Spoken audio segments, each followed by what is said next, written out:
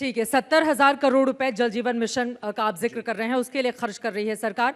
वहीं दूसरी तरफ मनरेगा में जो कटौती की गई है उसको लेकर सवाल है, लेकिन बार बार प्रधानमंत्री आवास योजना का आप जिक्र कर रहे हैं। जब से इसकी शुरुआत हुई, जो निर्धारित आंकड़े लक्ष्य के लिए तय किए गए थे, उससे तो ये योजना काफी सुस्त रफ्तार से चल रही है। अभी भी सुप्रिया श्रीनेत यहाँ पर थी, वो यहाँ पर तमाम आंकड़े गिना कर गई हैं कि सरकार वायदे तो कर देती है, दिखा देती है, लेकिन झुंझुना के अलावा ये कुछ होता नहीं है। सुप्रिया जी झारखंड में दौरा नहीं करती होंगी, मैं उनसे यही विनती करूंगा कि वो आए मेरे साथ और मैं आपको झारखंड घुमाता हूँ। हजारीबाग, रामगढ़ तो घुमाऊंगा, लेकिन झारखंड पूरा आप मेरे साथ घूमिए। और मैं झारखंड की जिक्र इसलिए कर रहा हूँ क्योंकि मेरा तो अपना घर है ही वहाँ, मेरा अपना राज्य है, लेकिन साथ साथ झारखंड में विकास की बहुत ज़रूरत है, विकास के बहुत हम लोगों को कदम उठाने हैं। और इसलिए आप अगर झारखंड में देखें तो वहाँ जो कपरेल के जो गांव में घर थे, जो कच्चे घर थे, बड़े तेजी से चित्रा जी आज हम लोग वहाँ पक्के घर लोगों को बना रहे हैं और उनमें ना सिर्फ पक्का घर मिल रहा है।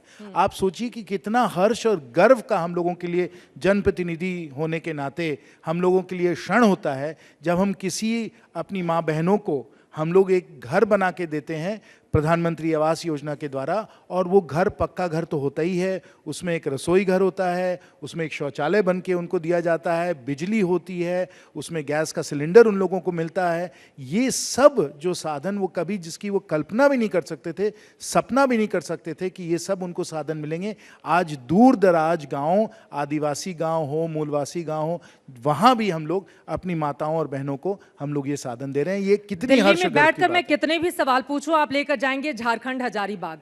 झारखंड को लेकर कोई बड़ी जिम्मेदारी तो नहीं दे दी गई है केंद्र से कि इस बार जो टारगेट रहना है जैन जी आप ही के नेतृत्व में झारखंड में वो पूरा होगा? नहीं, वो चित्रा जी इसलिए क्योंकि कांग्रेस वाले जो हैं वो प्रश्न पूछ रहे हैं जमीनी हकीकत की। तो जमीनी हकीकत तो हमको, जहां हम दौरा करते हैं, जहां हम रहते हैं, जिन लोगों से मेरी बातचीत होती है, उसी के आधार पर तो हम कहेंगे। हम तमिलनाडु के बारे में कैसे कह सकते हैं?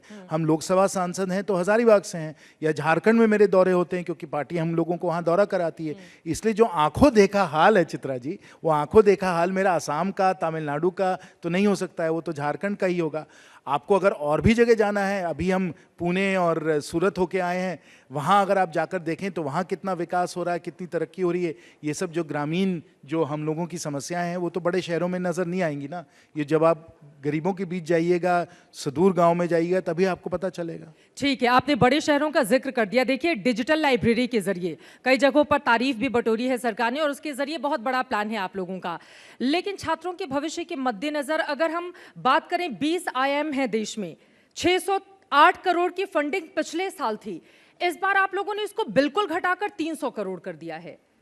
IIMs जो हैं चित्रा जी बहुत ही सफल संस्थाएं हैं, उनका बहुत डिमांड है और जो भी वहाँ छात्र जाते हैं उनको बेहतर से बेहतर जो है नौकरियाँ मिल जाती हैं। और इसलिए IIMs में उतनी फंडिंग की ज़रूरत नहीं है क्योंकि वो सेल्फ सस्टेनिंग हो गए हैं, उनकी अपनी आमदनी इतनी अच्छी हो गई है क्योंकि स्टूडेंट्स उनको इतना पसंद करते हैं कि IIMs को सपोर्ट करना उतनी अब ज़रूरत नहीं है। और 20 IIM लगभग हम लोगों की कोशिश है कि हर राज्य में IIMs बन जाएं और हर राज्य में लगभग धीरे धीरे IIMs बन चुकी हैं।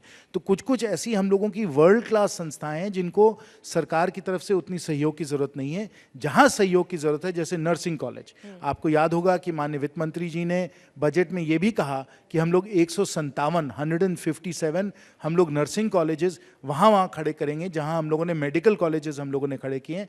और हर जिले में हम लोगों का प्रयास है कि एक मेडिकल कॉलेज भी हो और एक नर्सिंग कॉलेज भी हो। तो इस प्रकार से छात्रों के लिए हर हम लोग सुविधा तैयार कर रहे हैं।